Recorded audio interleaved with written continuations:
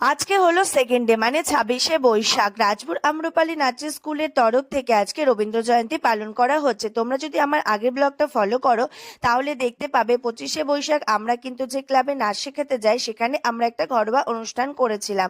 সেই মতো আমরা এখানেও একটা ঘরোয়া অনুষ্ঠান করছি। তোমরা দেখতে পাচ্ছ আমাদের পুচকুরা কত সুন্দর সেজেগুজে এসেছে। আমাদের কিন্তু এটা আগে থেকে কোনো রকম প্ল্যান ছিল না। সবাইকে জানানো হয়েছিল যে যেটা জানে আবৃত্তি, গান, নাচ সে সেটাই যেন প্রিপারেশন করে আসে। বাচ্চা থেকে শুরু করে গার্জেনরা সবাই কিন্তু এই অনুষ্ঠানে পার্টিসিপেট করেছিল, কারণ আমরা ভেবেছিলাম বাচ্চাদেরকে একটুখানি খুশি দেব বলে।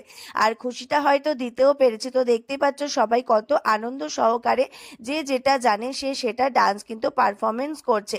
আমাদেরও ভালো লাগছে এই দিনটা এত সুন্দর করে পালন করার জন্য। আমরা বাইরে কোনো অনুষ্ঠান করিনি, ঘরোয়াই অনুষ্ঠান করেছি। তো আমরা রবীন্দ্র জয়ন্তী এত সুন্দর করে কাটিয়েছি। তো